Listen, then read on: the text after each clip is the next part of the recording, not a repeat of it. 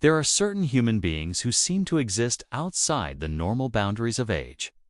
Men and women so relentlessly alive, so stubbornly present, so apparently immune to the slow erosions that time inflicts on the rest of us that the world simply decides they are permanent fixtures, part of the furniture of life itself that will always be there when you look.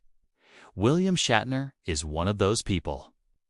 At 94, he is still working, still posting on social media, still making television commercials, still sparring with rumors of his own death with the dry wit of a man who finds the whole business mildly amusing. And yet, when you sit down and look carefully at the full arc of his extraordinarily long life, the losses, the grief, the permanent physical damage, the loneliness, and the relentless, strange machinery of being famous for 60 years, the reality of William Shatner is something far more tender and heartbreaking than the legend allows. He was born William Shatner on March 22, 1931, Montreal, Quebec, Canada, the son of a Jewish immigrant family that had worked its way into the middle class through determination and discipline. He was drawn to acting from a young age and built his early career through Canadian theater and television before making his way to Broadway and then to Hollywood. He was a serious and respected actor long before anyone knew his name. He appeared in legitimate dramatic productions, worked alongside some of the finest actors of his generation, and carried himself with an ambition that was entirely focused on craft. And then, in 1966, he accepted the role of Captain James Tiberius Kirk in a new science fiction television series called Star Trek, and everything changed forever in ways both wonderful and quietly devastating. Star Trek ran for only 3 seasons before being canceled in 1969. In those 3 years, it built a mythology so powerful that it outlasted every expectation, spawned films and spin-offs and conventions, and a devoted global fan base that would follow Shatner for the rest of his life. Captain Kirk became so much larger than the man who played him that for years it threatened to consume him entirely. Throughout the 1970s, work was scarce, and Shatner found himself at one point living out of a truck camper to save money, driving between acting jobs, reduced from Broadway-trained serious actor to guest appearances and low-budget films. He has spoken about those years without self-pity, but with complete honesty.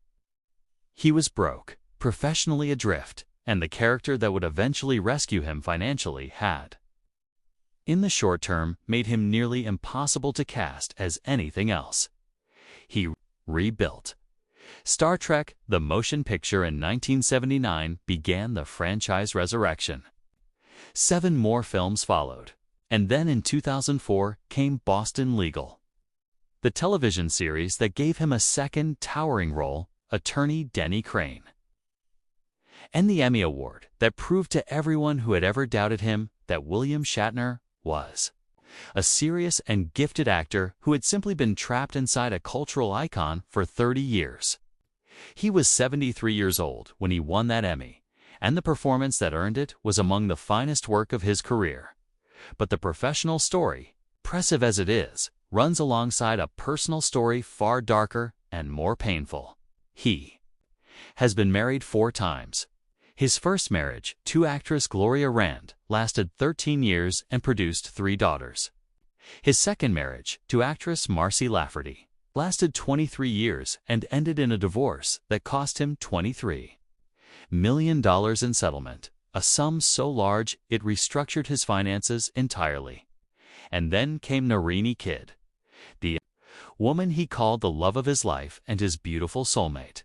He met Narini in 1994. Was immediately struck by her beauty and spirit, and fell in love with a force he was powerless to resist.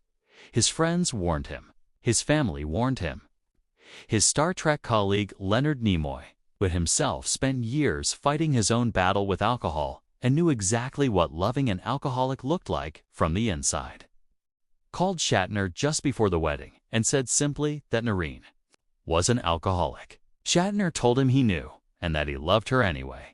He married her in 1997 with Nimoy as his best man. She was sober on their wedding day. The next morning, he found bottles of vodka hidden throughout the house. What followed were 2 years of desperate effort, 3 stints in rehabilitation, multiple interventions, an enormous amount of love deployed against an illness that love alone cannot cure. He filed for divorce in 1998, not because he had stopped loving her, but because her doctors told him it was the only way to force her to confront the reality of her situation. He was trying to save her life by leaving her. August 9, 1999, he came home and found her at the bottom of their swimming pool. She was 40 years old. He pulled her from the water and called for emergency help. She could not be revived. The autopsy revealed alcohol and sedatives in her system. The official ruling was accidental drowning. The grief that followed was, by his own account, the most intense pain he had ever experienced. He wrote about it years later, with words so raw they barely read like a public statement at all. He said the pain made him think either he was simply going to die or he was going to need to feel nothing at all to survive it. He channeled that grief into action, founding the William Shatner Foundation to help other women struggling with addiction. Women have approached him at events across the years and told him that the foundation saved their lives. He always corrects them gently and says it was Narini who saved them, that her death made the foundation possible. He married a 4th time to horse trainer Elizabeth Anderson Martin. In 2001, that marriage lasted 18 years before he filed for divorce in 2019. But in one of the quieter and more touching chapters of his story, the two reconciled and are once again living together. No new ceremony, no formal remarriage, simply two people who found their way back to each other and decided that was enough. He has said she is his partner in life and that her presence is part of why he is still here and still healthy. He carries genuine physical burdens at 94. Tinnitus, a permanent ringing in his ears caused by an onset explosion during the filming of a Star Trek episode in 1967, has plagued him for nearly 60 years. He managed it through decades of therapy and still advocates publicly for tinnitus research and awareness. He survived a stage 4 melanoma diagnosis in 2024, discovering a lump near his right ear and undergoing immunotherapy that successfully treated the cancer. He manages his blood sugar carefully after a health scare in September 2025 sent tabloids into a frenzy of premature mourning, which he dispatched with characteristic elegance by posting a photo of himself styled as Mark Twain alongside the famous quote about rumors of his death being greatly exaggerated. He turned 95. On March 22, 2026, he celebrated by announcing new projects. A holiday dramedy called Family Tree that he created and stars in is heading into production.